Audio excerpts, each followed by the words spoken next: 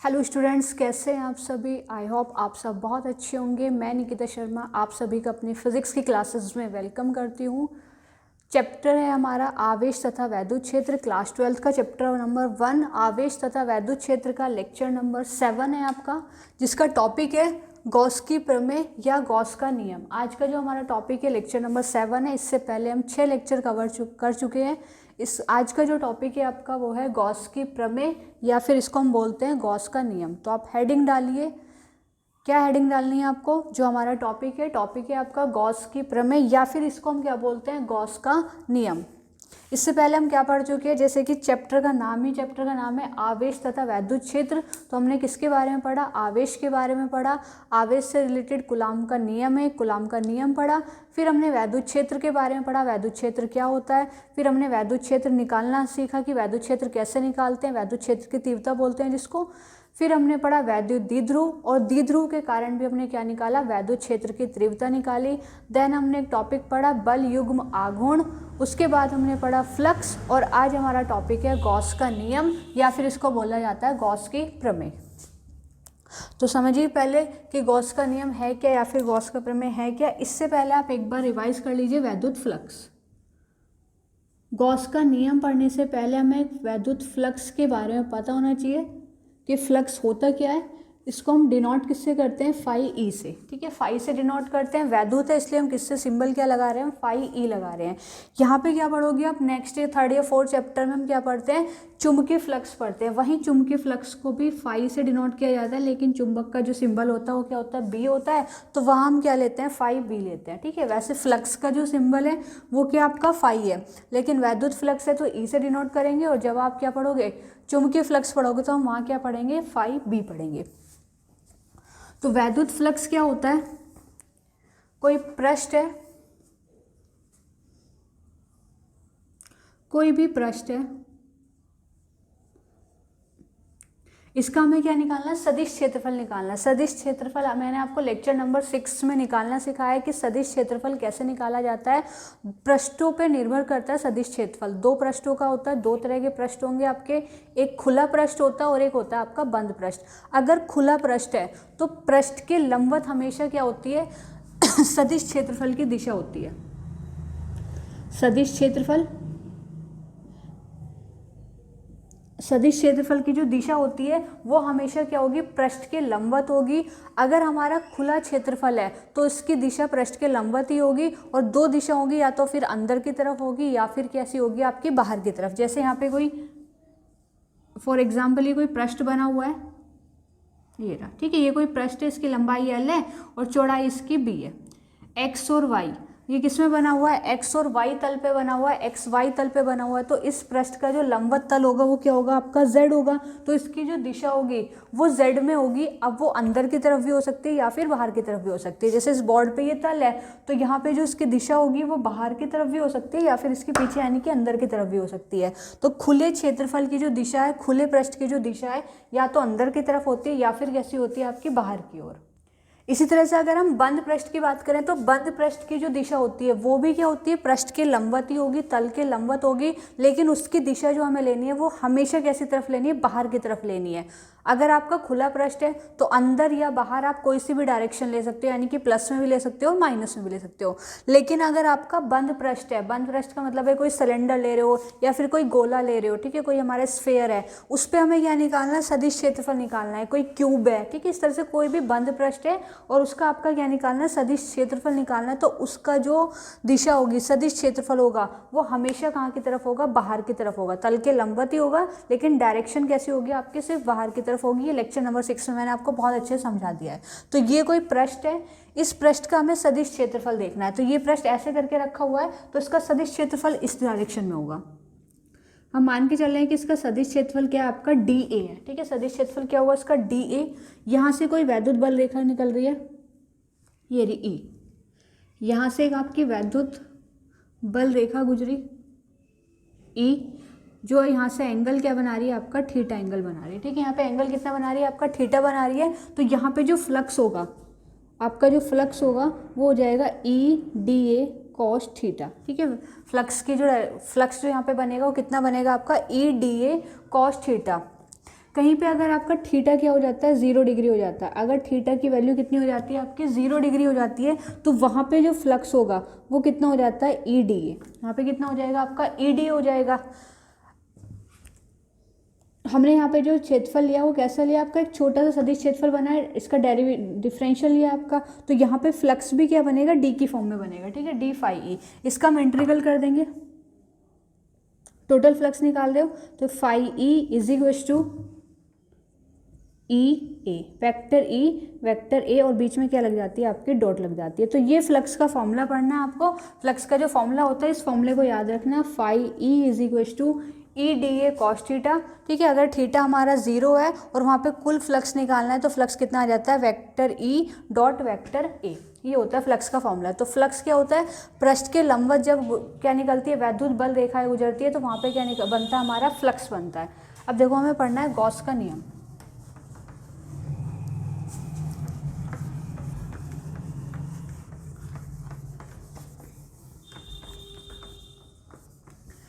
Gauss का नियम क्या होता है कि कोई बंद पृष्ठ है, एक तो जो गॉस का नियम लगता है ये लगता है बंद पृष्ठ के लिए, ठीक है, ये जो एप्लीकेबल होगा अप्लाई होगा, गॉस नियम जो लगता है वो किसके लिए लगता है, किसके ऊपर अप्लाई करोगे आप इसको, बंद पृष्ठ पे करोगे। फॉर एग्जाम्पल कोई क्यूब है,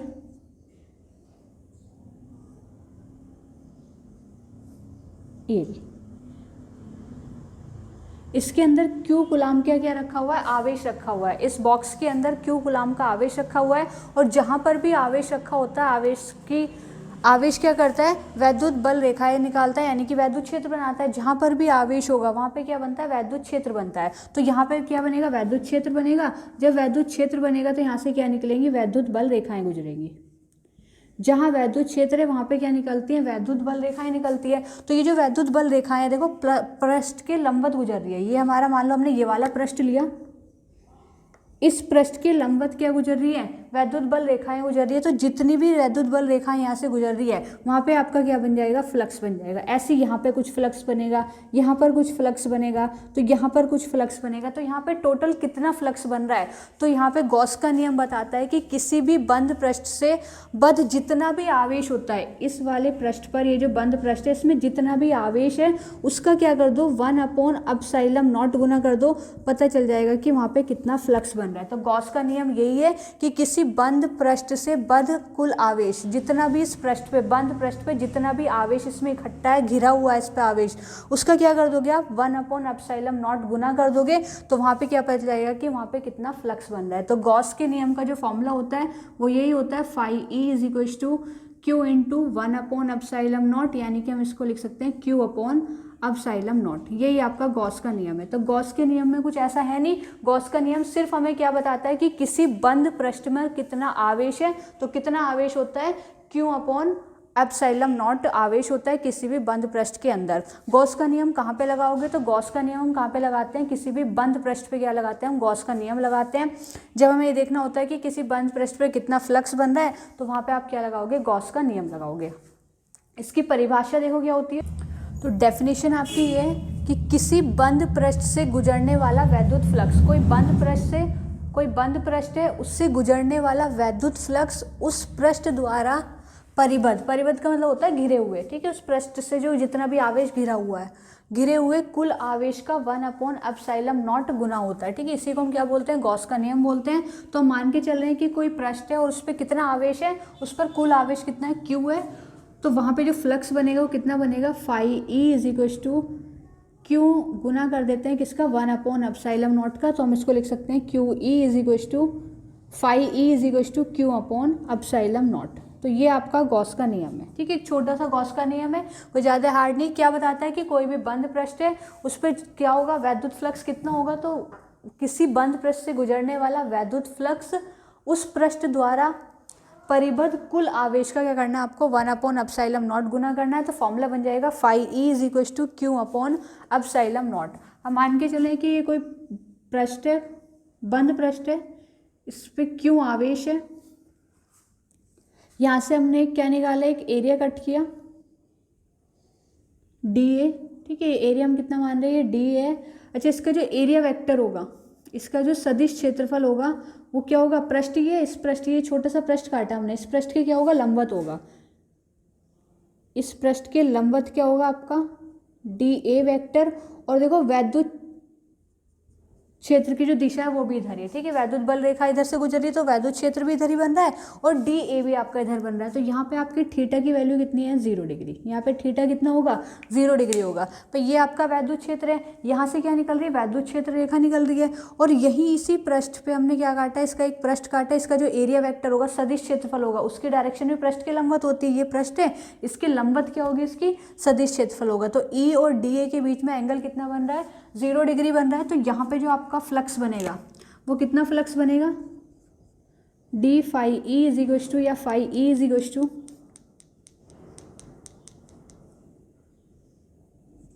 डी फाई ई, मान लो D phi E is equals to कितनी बन जाएगी, E D A cos theta. ये बनेगा फॉर्मूले से। थीटा यहाँ पे कितना आपका 0 डिग्री है, तो ये कितना फ्लक्स हो जाएगा, D phi E is equals to E D A. अब हम इस पे कुल फ्लक्स, जैसे यहाँ पे बन रहा है फ्लक्स, ऐसे यहाँ पे भी तो बन सकता है। हर जगह यहाँ पे फ्लक्स बन सकता है, क्योंकि वैद्युत बल रेखा ऐसे नहीं कि सिर्फ इधर से ही जाएगी।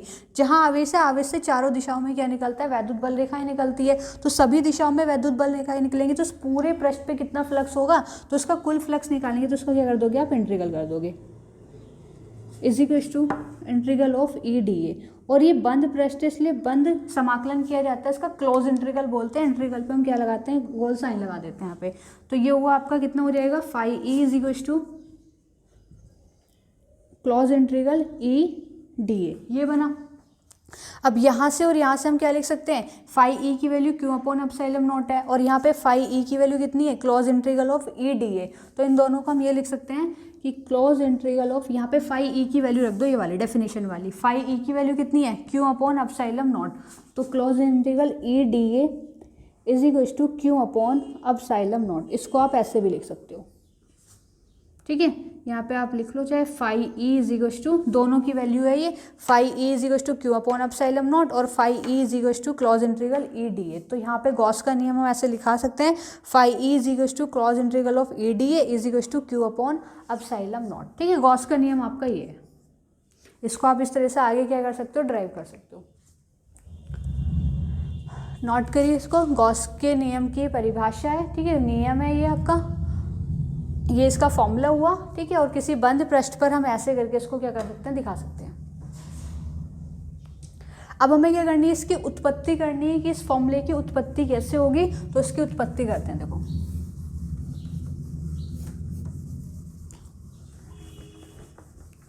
किसी बंद पृष्ठ से होकर गुजरने वाला जो वैद्युत फ्लक्स है, उस बंद पृष्ठ से परिबद्ध यानी कि घिरे हुए कुल आवेश का क्या करना है आपको, 1 अपॉन एप्सिलॉन नॉट गुना करना है। तो वहाँ पे क्या बन जाएगा आपका, फ्लक्स पता चल जाएगा कितना फ्लक्स है। और एप्लीकेबल किसके लिए होगा, गॉस का नियम हमें कहाँ पे अप्लाई करना है, कहाँ पे लगाना है, जहाँ पे आपका क्या होता है, बंद पृष्ठ होता है, ठीक है। तो बंद पृष्ठों के लिए आपको ये वाला फॉर्मूला लगाना है। देखो, गॉस के नियम की उत्पत्ति करते हैं। हमने कोई ये बंद पृष्ठ लिया, क्या करते हैं, गोला लेते हैं, ठीक है। एक हम स्फेयर लेंगे, गोला लेंगे, इसके केंद्र पे क्या रखा हुआ है, क्यू कूलाम का आवेश रखा हुआ है। और यहाँ पे वैद्युत क्षेत्र की रेखा ये रही, इधर से वैद्युत क्षेत्र जा रहा है ई। यहाँ से हमने क्या किया, एक पृष्ठ कट किया, और इसका जब क्या निकालोगे आप, सदिश क्षेत्रफल निकालोगे, तो वो पृष्ठ के लंबवत होगा, यानी कि सदिश क्षेत्रफल भी आपका यही होगा, डी ए। तो यहाँ पे थीटा की जो वैल्यू होगी, थीटा कितना बनेगा, 0 डिग्री। ई और डी ए के बीच में जो आपका थीटा बन रहा है वो कितना बनेगा आपका, 0 डिग्री बनेगा, ठीक है। क्योंकि ई की डायरेक्शन भी यही है और उसी दिशा में क्या आपका डी है, तो दोनों की डायरेक्शन सेम है। तो थीटा कितना होगा आपका, 0 डिग्री हो जाएगा। अब हमें क्या निकालना है, यहाँ पे मान रहे हैं कि कोई बिंदु पी है, जहाँ पे हम क्या निकाल रहे हैं, वैद्युत क्षेत्र की तीव्रता निकाल रहे हैं। तो हम यहाँ पे निकालेंगे क्यों आवेश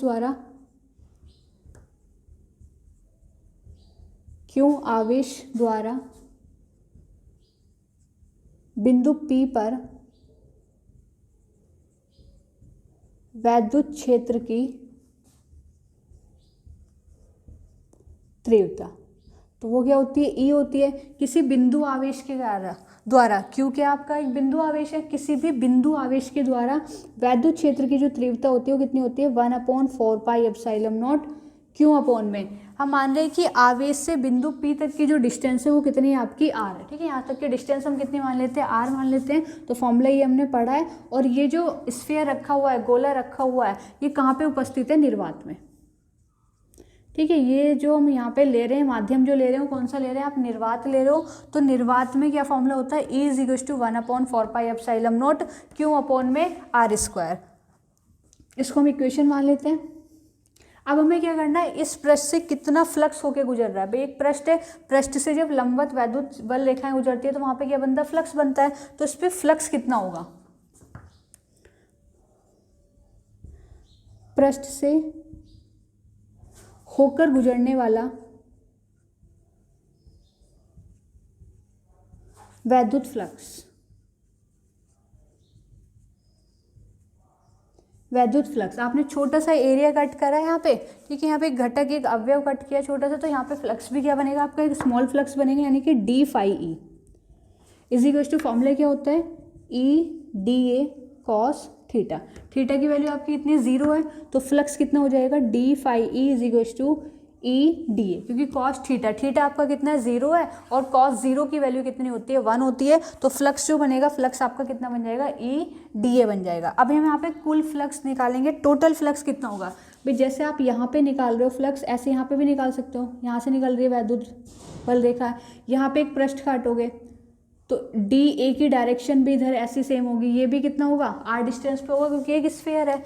यहाँ पे निकाल रहे हो आप, यहाँ पे निकाल रहे हो, ठीक है। यहाँ पे E की डायरेक्शन ये है, और यहाँ पे क्या काटोगे, फ्लक्स काट रहे हो आप, एक पृष्ठ काट रहे हो, तो यहाँ पे DA की जो डायरेक्शन है वो भी ये होगी, यानी कि थीटा यहाँ पर भी 0 बनेगा, थीटा यहाँ पर भी 0 बनेगा। तो हर जगह किसी भी बिंदु पर आप क्या निकाल रहे हो, वैद्युत फ्लक्स निकाल रहे हो, तो सभी जगह सेम आएगा, क्योंकि हर जगह थीटा की वैल्यू कैसी हो रही है, 0 हो रही है।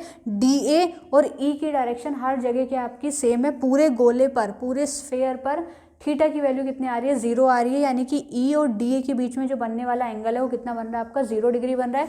तो हर जगह आपका जो फ्लक्स बनेगा वो कितना बनेगा, E/dA बनेगा। तो हम इस पर कुल फ्लक्स निकालते हैं, कुल फ्लक्स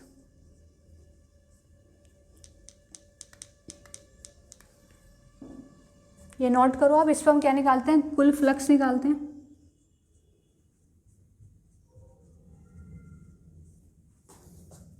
तो क्या कर दोगे, इसका इंटीग्रल कर दोगे, ठीक है। इसका इंटीग्रल करेंगे हम, integral of d∅e, integral of, और क्लोज इंटीग्रल होगा क्योंकि बंद पृष्ठ है, E/dA। तो डिफरेंशियल इसका d∅e का जो इंटीग्रल होगा वो सिर्फ कितना हो जाएगा, φe हो जाएगा। यहाँ पे देखो वैद्युत क्षेत्र हर जगह समान है, हर जगह क्या बन रहा है आपका, एक समान वैद्युत क्षेत्र बन रहा है। हर जगह जो वैद्युत क्षेत्र होगा वो कैसा होगा, समान होगा। और जब एक समान वैद्युत क्षेत्र है तो E कैसे हो जाएगा, कांस्टेंट। फ्लक्स कितना निकालेंगे हम, यहाँ इंटीग्रल ऑफ किसका निकालेंगे हम, DA का निकालेंगे। E की वैल्यू रख देते हैं, समीकरण 1 से हम क्या रखेंगे, E का मान रखेंगे। और यहाँ पे क्या निकालना है, इंटीग्रल ऑफ DA, यानी कि एरिया निकालना है हमें पूरे गोले का। पूरे गोले का जो एरिया होता है, तो गोले का जो आयतन होता है आपका पूरा, फिर छोटा DA बनेगा तो पूरा एरिया कितना होगा, इसका पूरा क्षेत्रफल कितना होगा, तो कितना होता है 4πr²। गोले का जो क्षेत्रफल होता है, आयतन नहीं क्षेत्रफल निकालना है, एरिया निकाले हम, तो पूरे गोले का जो क्षेत्रफल होता है वो कितना होता है 4πr² होता है। तो क्लोज इंटीग्रल ऑफ DA की वैल्यू तो कितनी आ जाएगी, 4πr²। देखो DA आपका एक छोटा सा क्षेत्रफल, ठीक है, एक पृष्ठ का क्षेत्रफल निकाल रहा है, उसको एक पृष्ठ कट किया, उसका क्षेत्रफल कितना मान रहे हो आप, DA मान रहे हो। लेकिन पूरे गोले का क्षेत्रफल, इंटीग्रल हमें क्या बताता है, जो भी आपने माध्यम ले रखा है, जो भी आपने फिगर ले रखी है, जिस चीज़ पर भी आप न्यूमेरिकल कर रहे हो, डेरिवेशन कर रहे हो, उस कंप्लीट का हमें क्या निकालना है, एरिया निकालना है। तो यहाँ पे आपका क्या है, गोला है, तो गोले का जो एरिया होता है, गोले का जो क्षेत्रफल होता है वो कितना होता है 4πr²। तो इंटीग्रल ऑफ DA की जो वैल्यू हो जाएगी वो कितनी हो जाएगी 4πr²। E की जो वैल्यू है, E की वैल्यू हमें दे रखी है, E की वैल्यू हमने निकाल ली है, कितनी है 1/4πε0 Q अपॉन में r²। तो दोनों वैल्यू यहाँ पे रखोगे,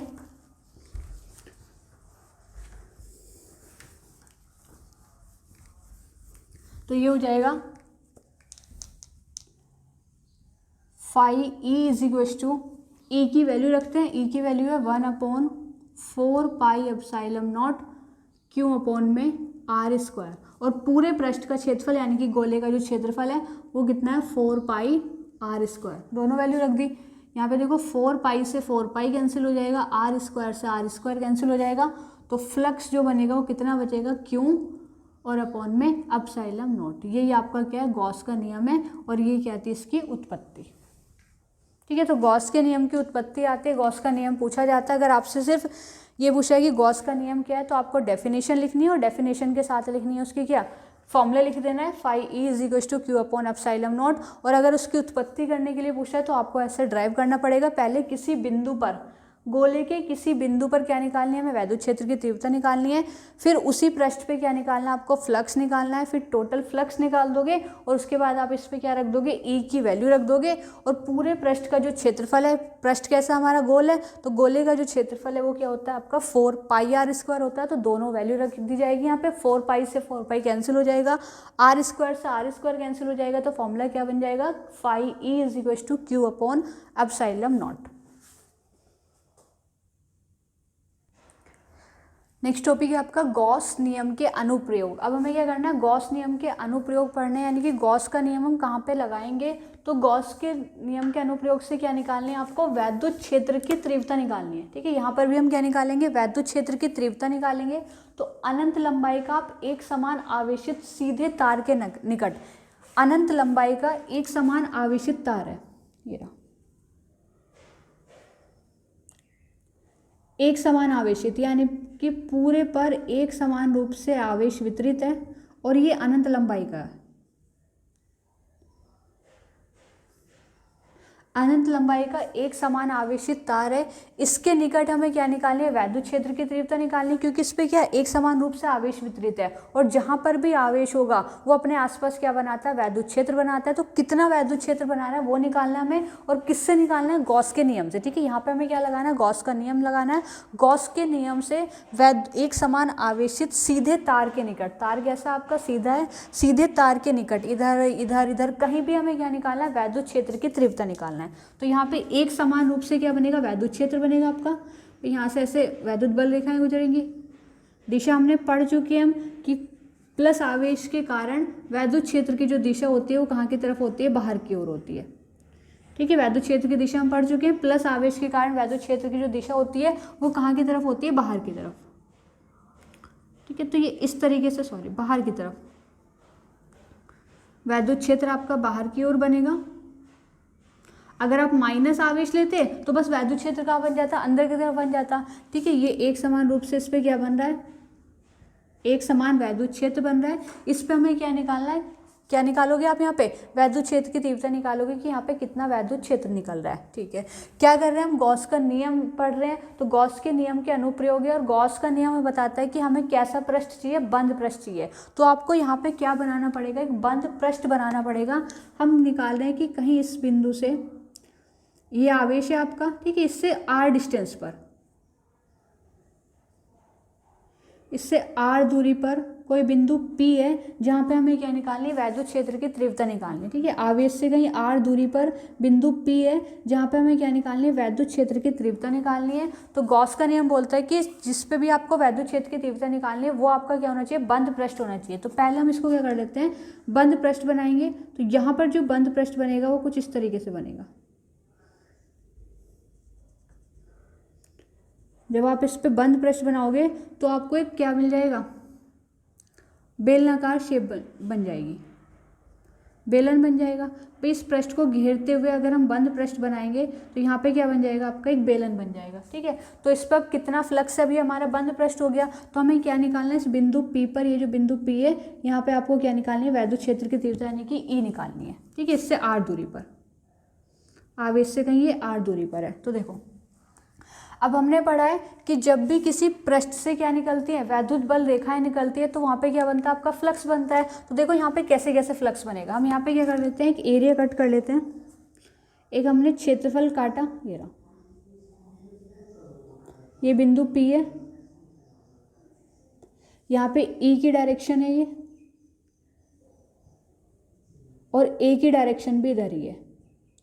इसका जो सदिश क्षेत्रफल है दोनों की दिशा एक ही है, तो यहाँ पे आपकी थीटा की जो वैल्यू होगी वो कितनी होगी 0 डिग्री। ई की डायरेक्शन भी यही है और डी ए की डायरेक्शन भी यही है। जब दोनों की डायरेक्शन सेम होती है तो वहाँ पे थीटा कितना बनता है 0 डिग्री बनता है। तो यहाँ पे जो थीटा बन रहा है वो कितना बन रहा है 0 डिग्री। हम मान के चल रहे हैं कि यहाँ पे जो फ्लक्स बनेगा वो बनेगा आपका φ1। यहाँ पे हम फ्लक्स मान लेते हैं φ1। एक पृष्ठ तो आपका ये रहा, ठीक है, एक पृष्ठ ये वाला है, दो पृष्ठ आपके ऊपर और नीचे भी बन रहे हैं। तो यहाँ पे भी हम एक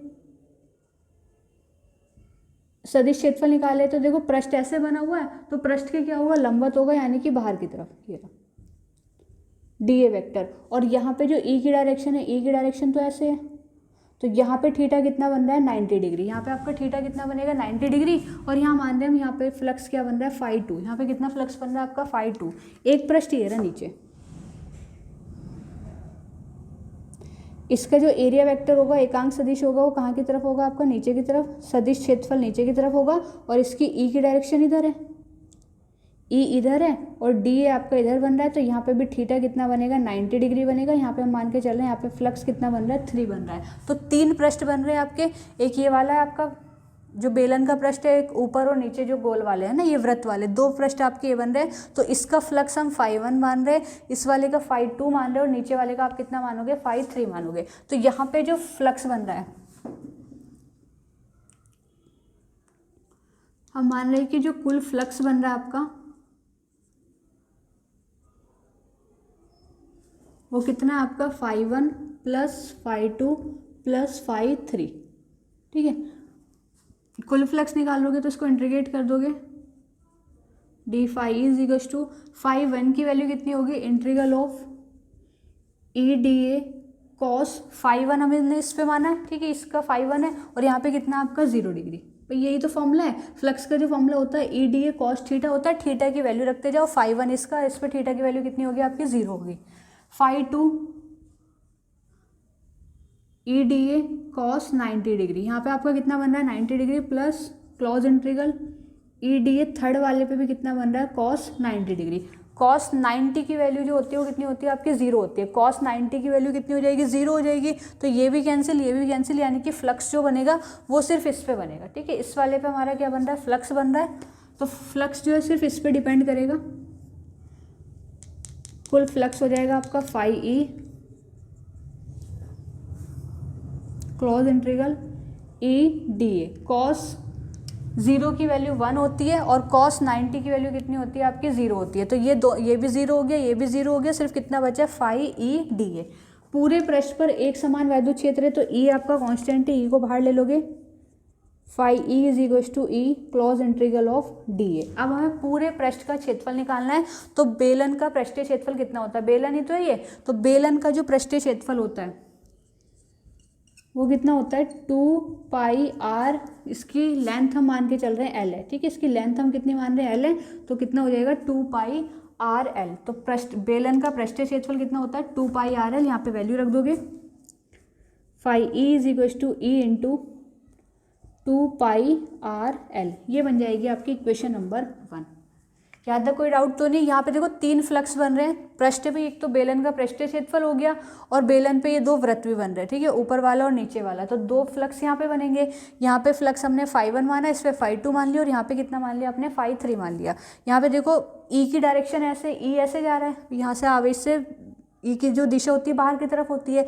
और यहाँ पे हमने एक छोटा सा पृष्ठ काट लिया, इस वाले तल पे, ये जो तल है आपके इस पे हमने एक पृष्ठ काटा, उसकी डायरेक्शन तल की कैसी होगी लंबवत होगी। तो दोनों की डायरेक्शन सेम है, डी ए की और ई की, तो थीटा आपका कितना हो जाएगा 0 डिग्री हो जाएगा। देन ऊपर देखो ये आपका पृष्ठ ऐसे, तो पृष्ठ के लंबवत ऐसे निकलेगा, डी ए वेक्टर जो होगा आपका ऊपर की तरफ होगा और इसमें जो ई की डायरेक्शन है वो ऐसी होगी, तो यहाँ पे थीटा कितना हो जाएगा आपका 90 डिग्री। इसी तरह से पृष्ठ ऐसे है, इसका जो डी ए होगा सदिश क्षेत्रफल कहाँ की तरफ होगा नीचे की तरफ होगा और ई की डायरेक्शन उधर होगी, चाहे इधर निकाल लो इधर की साइड निकाल लो, तो यहाँ पे भी थीटा कितना हो जाएगा आपका 90 हो जाएगा। तो cos 90 की वैल्यू 0 हो जाती है, तो ये दोनों 0 हो जाएंगे। तो फ्लक्स जो डिपेंड करेगा सिर्फ इस पर डिपेंड करेगा, यानी कि बेलन के पृष्ठीय क्षेत्रफल पर। और बेलन का पृष्ठीय क्षेत्रफल कितना होता है 2 पाई आर एल। तो हम यहाँ पे इसकी वैल्यू रख देंगे 2 पाई आर एल। अब हम यहाँ पे गॉस के अनुप्रयोग पढ़ रहे हैं तो गॉस का नियम तो लगाना ही है। अब हम यहाँ पे लगाएंगे गॉस के नियम से, इतना नोट करो।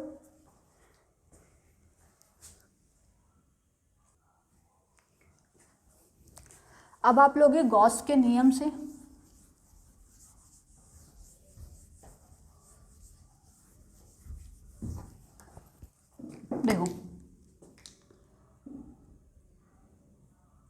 गॉस के नियम से।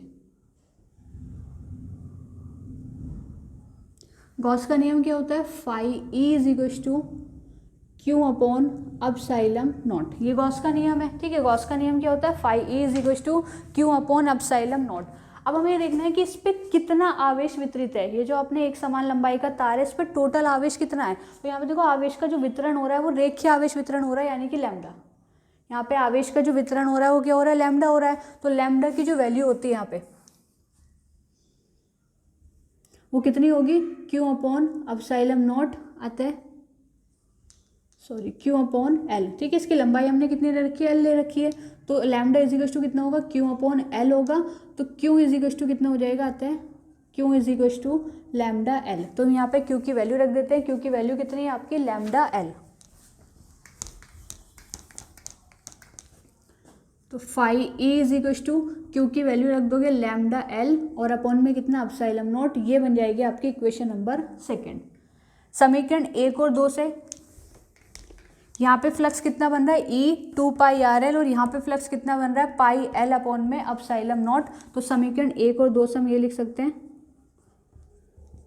समीकरण 1 व समीकरण 2 से क्या लिखोगे, ए इंटू 2 पाई आर एल किसके इक्वल होगा, लैम्डा एल अपॉन में अपसाइलम नॉट के। ई की वैल्यू निकाल लिया, हम क्या निकाल रहे हैं, वैद्युत क्षेत्र की तीव्रता निकाल रहे हैं। एक समान आवेशित तार के निकट क्या निकाल रहे हो, वैद्युत क्षेत्र की तीव्रता यानी कि ई निकाल रहे हो। तो हमें ई की वैल्यू निकालनी है, इन सबको उधर लेके चले जाएंगे। तो E is equal to lambda L epsilon naught और इनटू में कितना आ जाएगा, 2 पाई आर एल। तो एल से एल कैंसिल हो जाएगा। ठीक है, एल से एल कैंसिल हो जाएगा यहाँ पे। तो फॉर्मूला क्या बनेगा, E is equal to 1 upon 2 pi epsilon naught lambda upon में आर। ये आपका फॉर्मूला बना। फॉर्मूला क्या बना, 1 upon 2 pi epsilon naught lambda upon में कितना बन रहा है, आर बन रहा है। तो ये क्या होगी आपकी वैद्युत क्षेत्र की तीव्रता हुई। एक समान आवेशित तार के निकट हम क्या निकाल रहे हैं, वैद्युत क्षेत्र की तीव्रता। गॉस के नियम से तो कितनी होती है, 1 upon 2 pi epsilon naught lambda upon में आर। तो ये आपका फॉर्मूला पूरा ड्राइव हुआ। तो यहाँ से वैद्युत क्षेत्र की जो तीव्रता निकाली वो किस किस पे निर्भर कर रही है, लैम्डा की तो क्या है, अनुक्रमानुपाती है, और बीच की दूरी की क्या है, व्युत्क्रमानुपाती है। दैट मीन्स अगर तुम इस पे आवेश का घनत्व बढ़ाते रहोगे, आवेश का घनत्व आप बढ़ा रहे हो, रेखीय आवेश घनत्व बढ़ा रहे हो, लैम्डा का मान बढ़ा रहे हो, तो क्षेत्रफल जो होगा आपका, वैद्युत क्षेत्र की तीव्रता होगी वो भी क्या हो जाएगी, बढ़ जाएगी। अगर आप दूरी डिस्टेंस यहाँ ना लेके कहीं और आगे ले रहे हो, डिस्टेंस जितना आप बढ़ाते रहोगे वैद्युत क्षेत्र उतना ही क्या हो जाएगा, कम हो जाएगा। तो लैम्डा के तो अनुक्रमानुपाती और ई के क्या आपका व्युत्क्रमानुपाती। तो हम इसको ऐसे दिखा सकते हैं। अब इसका डायग्राम का कोई काम नहीं है, ये हो चुका आपका। तो हम यहाँ पे लिखेंगे, क्या लिखोगे आप, ई अनुक्रमानुपाती लैम्डा के तथा ई व्युत्क्रमानुपाती है 1 अपॉन आर स्क्वायर के। जब हम इसके न्यूमेरिकल करते हैं तो न्यूमेरिकल में देखो इसकी वैल्यू नहीं पता होती, 1 अपॉन 2 पाई एप्सिलॉन नॉट की नहीं पता होती, हमें किसकी पता होती है, 1 अपॉन 4 पाई एप्सिलॉन नॉट की पता होती है। तो हमें यहाँ 2 की जगह क्या करना है, 4 करना है। तो हम क्या करेंगे, 2 की मल्टीप्लाई और क्या करते हैं, 2 की डिवाइड करते हैं। तो इस फॉर्मूले को हम याद करके ऐसे लिख सकते हैं, E is equal to 1 upon 4 pi epsilon naught 2 lambda upon R. Formula इसका यही बनता है। ठीक है, ऑप्शन में जब आएगा तो ऐसे आ सकता है या फिर ऐसे आ सकता है। फॉर्मूला इसका यही है, लेकिन जब हम न्यूमेरिकल करेंगे तो न्यूमेरिकल में जो वैल्यू हम यहाँ पे रखेंगे इसकी तो पता ही नहीं हमें, 1 अपॉन 2 पाई एप्सिलॉन नॉट की हमें वैल्यू पता होती है किसकी, 1 अपॉन 4 पाई एप्सिलॉन नॉट की। तो हमें 2 की जगह 4 करना है, दैट मीन्स 2 की मल्टीप्लाई करनी है। 2 की मल्टीप्लाई अगर नीचे करोगे तो हमें ऊपर भी करनी पड़ेगी। तो 2 से मल्टीप्लाई और 2 से क्या कर देते हैं, हम डिवाइड कर देते हैं। तो फॉर्मूला क्या बन जाता है, 1 upon 4 pi epsilon naught 2 lambda upon में आर। वैद्युत क्षेत्र की तीव्रता निकाल रहे हो तो यूनिट वही लगेगी आपकी, क्या, न्यूटन पर कूलम। वैद्युत क्षेत्र की तीव्रता होती है न्यूटन पर कूलम।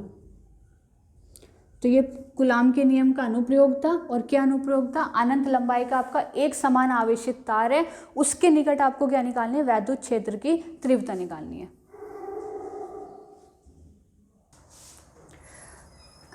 नेक्स्ट टॉपिक है आपका अनंत विस्तार की एक समान आवेशित समतल चादर के निकट वैद्युत क्षेत्र की तीव्रता। यहाँ पे हमें क्या निकालना है, ये गॉस के नियम का सेकेंड अनुप्रयोग है। समतल चादर है कोई, समतल चादर का मतलब है कि बहुत पतली सी चादर है आपकी, एक पेपर के समान, मतलब इसकी जो मोटाई है जैसे एक पेपर होता है आपका, बिल्कुल इस तरीके से है। कोई समतल चादर है, हम उसे ऐसे बना सकते हैं, समतल चादर, उस पर एक समान रूप से आवेश वितरित है, ठीक है। इस पे भी इसी तरह से एक समान रूप से आवेश वितरित है, और उस पर आपको क्या निकालना है, इसके निकट क्या निकालनी है, वैद्युत क्षेत्र की तीव्रता निकालनी है। गॉस के नियम का क्या आपका ये सेकंड अनुप्रयोग है। तो यहाँ पर भी हम क्या करेंगे, ये कोई चादर इस तरीके से रखी हुई है, ठीक है, इसके निकट कहीं इससे आर डिस्टेंस पर ये ऐसे रखी हुई है, ठीक है, इससे कहीं आर डिस्टेंस पर पॉइंट पी है, जहाँ पे हमें क्या निकालनी है, वैद्युत क्षेत्र की तीव्रता निकालनी है, यानी कि ई निकालना है, ठीक है। तो यहाँ पर भी आप क्या करोगे, सबसे पहले हमें क्या करना पड़ेगा, एक गॉसियन पृष्ठ बनाना पड़ेगा। गॉसियन पृष्ठ का मतलब होता है बंद पृष्ठ, क्योंकि गॉस के नियम लगानी है। तो आपको इसको बंद पृष्ठ बनाएंगे हम, यहाँ पे वैद्युत क्षेत्र की तीव्रता आप निकालोगे ई। तो सबसे पहले हम इसको क्या करते हैं, बंद पृष्ठ बनाते हैं इस पर, तो कहीं इससे पीछे भी होगा ऐसे, है ना,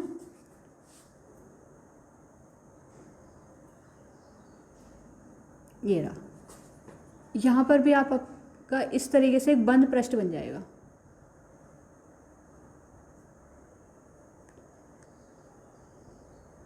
ये हो गया। ये जहाँ पर भी आपको क्या निकालनी है, वैद्युत क्षेत्र की तीव्रता निकालनी है, वो क्या होना चाहिए, आपका बंद पृष्ठ होना चाहिए। ये इस तरह से कोई समतल चादर है, इससे कहीं आर डिस्टेंस पे आप क्या निकाल रहे हो, वैद्युत फ्लक्स क्या निकालो, वैद्युत क्षेत्र की तीव्रता निकाल रहे हो। तो पहले उसको क्या करोगे, बंद पृष्ठ बनाओगे। अब यहाँ पर भी देखो आपके जो फ्लक्स बनेंगे, इसको थोड़ा सा बड़ा कर लेते हैं। यहाँ पे हम कोई बिंदु पी डैश मान सकते हैं कि इधर कोई बिंदु पी डैश है, और ये भी कितनी सेम डिस्टेंस आर पर है, ये हो गया आर डिस्टेंस पर, ठीक है, आर डिस्टेंस पर है, इस तरह से रखा हुआ है। आप इसको सेंटर से ऐसे भी निकाल सकते हो, इस तरीके से मान सकते हो, ठीक है। ये हो गया इसका केंद्र, यहाँ पे इसका केंद्र है ओ। इससे आर डिस्टेंस पर इधर से भी ये डिस्टेंस आपकी आर है, आर डिस्टेंस पर बिंदु P है, जहाँ पे हमें क्या निकालना है, वैद्युत क्षेत्र की क्या निकालनी है, आपको तीव्रता निकालनी है। तो यहाँ पे भी क्या लेंगे हम, एक पृष्ठ कट करोगे आप ऐसे, इधर E की डायरेक्शन है और इधर ही आपका सदिश क्षेत्रफल होगा। ये पृष्ठ ऐसे, इसका पृष्ठ का सदिश क्षेत्रफल ऐसी होगा, और ई की डायरेक्शन भी ऐसी है। तो यहाँ पे जो थीटा बन रहा है वो कितना बन रहा है, आपका 0 डिग्री। थीटा आपका 0 डिग्री है। सेम इधर आ जाओ, यहाँ पर भी इसी तरह से, इधर आपकी वैद्युत क्षेत्र की तीव्रता ई है, और इधर ही आपका क्या है, डी ए वेक्टर होगा, दोनों की सेम डायरेक्शन है। तो यहाँ पर भी थीटा की वैल्यू कितनी हो जाएगी, 0 डिग्री। दोनों जगह आपकी थीटा की वैल्यू कितनी हो जाएगी, 0 डिग्री हो जाएगी। अब यहाँ पे आओ, एक पृष्ठ आपका ये हो गया, ये बेलनाकार पृष्ठ है ना, भाई दो तो ये हो गया वृत्ताकार, और एक आपका ये वाला बेलनाकार पृष्ठ है, ठीक है। इसका देख, तो इसका हम ऐसे मान के चल सकते हैं, यहाँ पे निकाल लो, कहीं भी निकाल लो, इस पर किसी भी बंद पृष्ठ पे कहीं भी निकाल लो, यहाँ पे निकाल लेते हैं। भाई इसका जो एरिया वेक्टर होगा वो कैसे होगा, ऊपर की तरफ होगा, ये डी ए, ये तो आपका ऊपर की तरफ है। पृष्ठ इस बार ऐसे, तो पृष्ठ के एरिया जो होगा इसका सदिश क्षेत्रफल ऊपर की तरफ होगा, और इसकी जो ई की डायरेक्शन होगी वो ऐसे होगी, ई की डायरेक्शन ऐसी है। तो यहाँ पे थीटा आपका कितना बन रहा है, 90 डिग्री बन रहा है। तो 3 फ्लक्स बन गए। यहाँ पे हम मान रहे फ्लक्स φ1 है, यहाँ पे आपका फ्लक्स कितना है, φ2 है, और यहाँ पे आपका फ्लक्स कितना बन रहा है, φ3 बन रहा है। तो यहाँ पे जो कुल फ्लक्स होगा डी फाई, वो 3 फ्लक्स बन रहे हैं, φ1 प्लस φ2 प्लस φ3, वैल्यू रख देते हैं। टोटल कुल फ्लक्स निकालेंगे, D phi E is equals to, यहाँ बन जाएगा ई डी ए। φ1 पे जो आपका थीटा हो कितना, 0 डिग्री है, तो E D A cos 0 degree, plus दूसरे वाला भी आपका कितना बन रहा है, phi E D A cos 0 degree, plus third भी कितना बन रहा है आपका, ई डी ए कॉस 90, ठीक है। थर्ड वाला हमारा एंगल कितना है यहाँ पे, कॉस 90 बन रहा है। चलो, तो cos 0 की वैल्यू कितनी हो जाती है, 1 हो जाती है। तो ये भी फ्लक्स 1 हो, ये भी 1 हो जाएगा, ये भी 1 हो जाएगा। यहाँ पे कितना हो जाएगा आपका 0 हो जाएगा। तो यहाँ पे जो फ्लक्स डिपेंड करेगा वो इन दोनों पे डिपेंड करेगा। ये हो जाएगा EDA प्लस EDA, तो ऐड कर दोगे 2EDA और ये हो जाएगा आपका 5E। एक समान वैद्युत क्षेत्र है, E को बाहर ले आओगे DA। अब इसका जो एरिया है वो हम मान के चल रहे हैं कि इसका जो क्षेत्रफल है वो कितना आपका A है। क्लोज इंटीग्रल DA की वैल्यू हम कितनी मान रहे हैं, A मान रहे हैं कि इसकी जो वैल्यू है वो कितनी है आपकी A है। इसका जो पूरे का पृष्ठीय क्षेत्रफल है वो हम कितना मान रहे हैं, A है। ठीक है, एक छोटे सा एरिया काटा था, छोटे एरिया का DA था, जगह जगह निकलेगा, यहाँ भी, तो हर जगह मान के हम क्या मान रहे हैं कि क्लोज इंटीग्रल ऑफ DA जो है वो कितना है आपका A है। तो फॉर्मूला क्या बन जाएगा, 2EA, ये बन जाएगी आपकी इक्वेशन नंबर 1। इस पे जो फ्लक्स बना वो कितना बन गया, 2EA। अब हम क्या लगाएंगे, गॉस का नियम। गॉस के नियम से, तो गॉस का नियम क्या होता है आपका, 5E is equals to Q upon epsilon naught. तो यहाँ पे आप गॉस का नियम लगाओगे, 5E is equals to Q upon में एप्सिलॉन नॉट। अब इसमें हमें देखना है कि इस पर एक समान रूप से कितना आवेश वितरित है। तो इस पर कितना आवेश वितरित होगा, तो यहाँ पे देखो हमारा कैसा समतल है, इसमें लंबाई भी है और चौड़ाई भी है। तो यहाँ पे क्या बनेगा आपका, क्षेत्रीय आवेश घनत्व बनेगा। क्षेत्रीय आवेश घनत्व क्या होता है आपका, रो होता है। तो यहाँ पे जो आवेश घनत्व होगा वो क्या होगा आपका, सिग्मा। सॉरी, यहाँ पे आवेश घनत्व कितना होता है, सिग्मा होता है। हमने आवेश का वितरण पढ़ा था ना, एक रेखा पे होता है तो उसको रेखीय आवेश घनत्व बोलते हैं, इसको लैम्डा से डिनोट करते हैं। एक समतल पे होगा तो क्षेत्रीय आवेश घनत्व होगा जो आपका क्या होता है, सिग्मा होता है। और एक किसी घन पे होता है यानी कि क्यूब पे, आयतन पे होता है, तो वहाँ पे क्या बन जाता है आपका, आयतन आवेश घनत्व बन जाता है, जिसको हम रो से डिनोट करते हैं। इसके लिए फॉर्मूला क्या होता है, Q अपॉन में A। इसका एरिया में मान के चल रहे हैं कि पूरे पृष्ठ का जो एरिया वो कितना है आपका A है। तो फॉर्मूला बनेगा sigma is equal to Q upon A।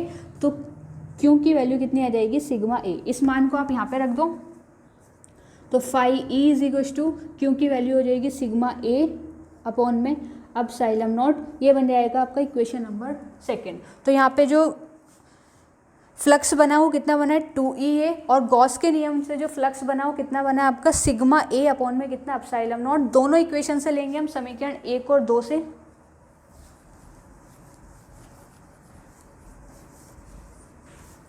तो समीकरण 1 और 2 से, समीकरण 1 व समीकरण 2 से, यहाँ पे फ्लक्स है आपका 2EA और वहाँ पे फ्लक्स आ रहा है sigma A upon epsilon not.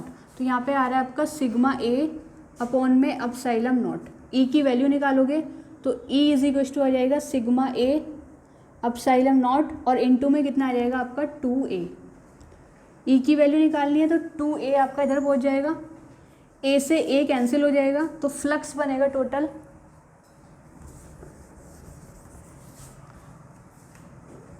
E is equal to sigma upon में 2 एप्सिलॉन नॉट। तो किसी समतल चादर के निकट वैद्युत क्षेत्र की तीव्रता का जो फॉर्मूला होता है वो कितना होता है, E is equal to sigma upon में 2 एप्सिलॉन नॉट। और समतल चादर के निकट है और अगर हमारा एक समान वैद्युत क्षेत्र है तो वहाँ पे जो E निकल के आया तो आया था आपका 1 upon 2 epsilon naught, 2 pi epsilon not lambda upon में R। तो ये गॉस के नियम के दो अनुप्रयोग थे। गॉस लॉ पढ़ा हमने, गॉस लॉ क्या था आपका, 5E is equal to Q upon में एप्सिलॉन नॉट। फिर इसको हमने अप्लाई किया, इसकी दो एप्लीकेशन पढ़ी। एक रेखीय आवेश घनत्व था हमारा, यानी कोई अनंत लंबाई का तार है, अनंत लंबाई का तार है और उसके निकट एक समान रूप से, इस पर एक समान रूप से आवेश वितरित है और इससे कहीं r डिस्टेंस पर कोई पॉइंट P है जहाँ पे हमें क्या निकालना है, E निकालना है। तो उस E के लिए जो फॉर्मूला बनेगा आपको बनेगा 1 upon 2 pi epsilon not lambda upon में R। और वहीं अगर आपकी कोई समतल चादर है उसके निकट क्या निकालना है, वैद्युत क्षेत्र की तीव्रता निकालना है, तो उसके लिए फॉर्मूला बन जाएगा E is equal to sigma 2 epsilon naught. मात्रक क्या हो जाएगा, इसका यूनिट लगाओगे भाई न्यूटन पर कूलम। तो ये गॉस के नियम के दो अनुप्रयोग थे, इनको आप करोगे। इसका एक अनुप्रयोग और आएगा, वहाँ पे हम क्या लेंगे, कि स्फेयर लेंगे, गोला लेंगे। इसके निकट यानी कि इससे r डिस्टेंस पर वही पॉइंट P लोगे और उस पर भी हमें क्या निकालनी होगी, वैद्युत क्षेत्र की तीव्रता निकालनी होगी। इस चैप्टर का ये लास्ट टॉपिक होगा आपका, तो लेक्चर जो नेक्स्ट लेक्चर आएगा उसमें आपका ये चैप्टर खत्म हो जाएगा। बचेंगे फिर हमारे क्या न्यूमेरिकल, तो नेक्स्ट लेक्चर में हमारे न्यूमेरिकल भी हो जाएंगे और आपका ये चैप्टर भी खत्म हो जाएगा। इसकी आप तैयारी कीजिएगा, ठीक है। इसको 2-3 बार डेरिवेशन को करके देख लेना। दोनों डेरिवेशन आपकी ये इंपॉर्टेंट है, समतल चादर हो या फिर कैसा हो आपका रेखीय आवेश घनत्व हो, यानी कि किसी रेखा पर यानी कि किसी तार पर, ठीक है, कुछ भी बोल सकते हो आप। किसी तार पर आवेश वितरित है, उस पर वैद्युत क्षेत्र की तीव्रता, कोई समतल चादर है उस पर वैद्युत क्षेत्र की तीव्रता के 2 डेरिवेशन है। और ये ध्यान रखना है कि ये क्या है, आपके गॉस के नियम के अनुप्रयोग है जो एप्लीकेबल होते हैं सिर्फ किस पे, क्लोज सरफेस पर।